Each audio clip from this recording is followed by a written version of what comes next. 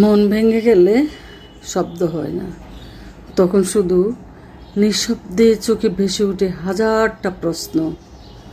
যার জন্য কাঁদো সে যখন তোমার কান্নার কারণটাই বুঝে না, তখন কান্নার থেকেও যন্ত্রণাটা আরও গভীর হয়ে যায়। কিছু মানুষ জীবনে আসে খুব আপন হয়ে, কিন্তু একসময় দূরে সরে যায় একেবারে অচেনা হয়ে।